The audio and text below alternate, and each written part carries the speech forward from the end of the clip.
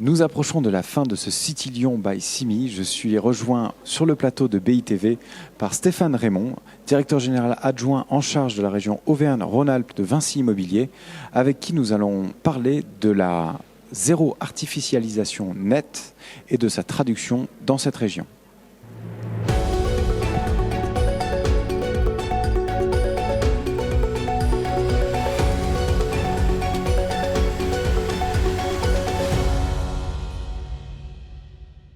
Stéphane Raymond, bonjour. Bonjour. Merci de venir sur notre plateau BITV pour parler de zéro artificialisation nette, le ZAN.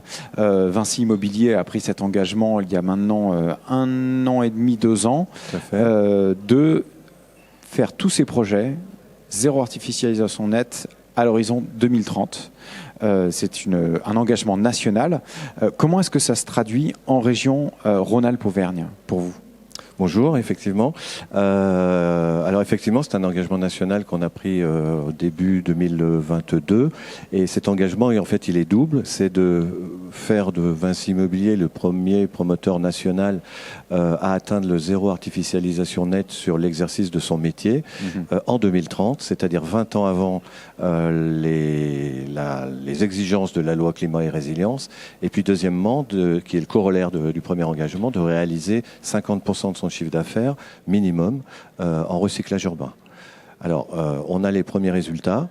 1 an et demi après, quasiment 2 ans, on artificialisait début 2020 12% des terrains de nos opérations. 1 an et demi après, on a divisé par 2 ce degré d'artificialisation puisqu'on est à 6% au niveau national. Et je peux même rajouter, puisque vous me parlez de la région, et notamment de Lyon. Sur Lyon, on a une année 2002 assez exceptionnelle, puisqu'on désartificialise finalement 1%, c'est-à-dire qu'on est à moins 1% sur l'exercice de nos métiers, sur environ une dizaine d'opérations, une vingtaine sur la région. Donc on a un solde finalement positif de terrain naturel par rapport à l'ensemble de nos opérations. Et on produit 59% de recyclage urbain sur nos opérations. D'accord. Quels sont les outils, quels sont les leviers que vous mettez en place localement pour répondre à cette ZAN ? Alors oui, effectivement, votre question est très importante. On s'est attaché dès le début, voire même dès 2019, à équiper l'ensemble de nos salariés, l'ensemble des équipes, d'une calculette ZAN, ce qu'on appelle une calculette ZAN, qui leur permet, sur la base d'indicateurs comme le delta d'artificialisation ou le coefficient d'artificialisation, qui met en rapport l'artificialisation des terrains avec la capacité constructive des opérations.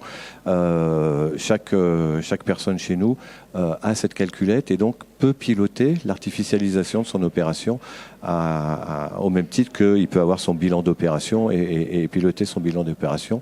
Et ça nous permet surtout de refuser les opérations qui ne rentrent pas dans le cadre voulu, c'est-à-dire d'avoir un coefficient d'artificialisation inférieur à 1. Donc il nous arrive fréquemment de refuser des opérations qui ne sont pas ZAN compatibles, j'ai envie de dire. Inférieur à 1, le ratio, c'est en fait en mètres carrés ou comment vous le calculez ce ratio ? Alors c'est en mètres carrés constructibles par rapport au mètres carrés de terrain par rapport au mètres carrés constructibles. Voilà. D'accord, ok, voilà. Très bien. Alors, parlons projet. Ouais. Des exemples de projets en région que vous avez initiés, peut-être à plus ou moins long terme. Oui, non, mais il y en a un qui est une grosse opération qui s'appelle Welcome, qui est à Gerland, sur le site des anciennes usines Fagerbrandt.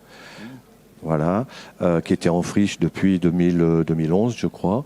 Et donc une vraie friche industrielle, puisque c'était une usine qui fabriquait des machines à laver d'ailleurs, et qui a donc été destinée à la construction de logements sur notre partie, parce qu'il y a d'autres parties qui sont concernées, et sur lequel on se propose de faire 526 logements exactement. Et donc sur ce tènement-là, qui était à 100% artificialisé, eh bien, comme beaucoup de sites industriels. Exactement, on va désartificialiser environ 35%. Donc c'est un site qui fait 4 hectares. Donc vous calculez 35% de 4 hectares, ça fait 14 000 mètres carrés de terrain rendu finalement à la pleine terre et à la nature. D'accord. C'est D'autres un projets? exemple assez parlant parce que les surfaces sont importantes. On a un autre projet qui s'appelle Évasion, qui est rue du Dauphiné à Lyon, qui comprend un immeuble de 5000 m² de bureaux, une résidence Bicube, une résidence de co-living de 146 logements, ainsi qu'une résidence étudiante sociale. Et bien sur cette opération, le terrain abritait un vieil immeuble de bureau obsolète. Donc on peut parler de l'obsolescence puisque c'est un de nos objectifs de développement. Et cette opération rentre dans cet objectif parfaitement.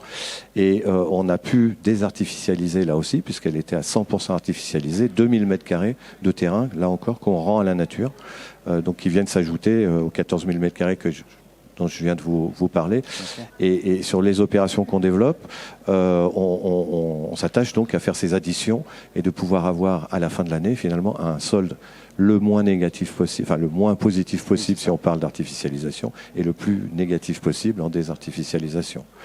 On peut parler d'une opération aussi dans le 3e arrondissement, une dernière, qui s'appelle Héritage. C'est le site de la mutualité française, la clinique Trarieux, au-dessus de Montchat, où là, la clinique disposait de nappes de parking assez importantes, donc complètement artificialisées, parce que un revêtement, par nécessité, avec un revêtement bitume extrêmement étanche. Et l'artificialisation était égale à peu près aux 2/3 du terrain. Eh bien, on a inversé ce rapport, puisque maintenant, on désartificialise les 2/3 de l'opération. Donc là, en l'occurrence, on rend à la nature et à la pleine terre 6000 m² de plus. Voilà. Donc sur 4 opérations environ, j'ai fait un petit calcul que j'ai préparé.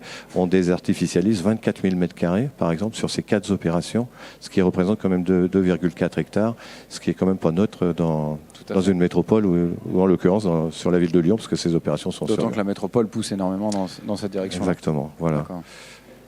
Ben écoutez, Stéphane Raymond, je vous remercie pour votre témoignage et peut-être à très bientôt sur BITV. Je vous remercie de votre invitation. Au revoir. Merci.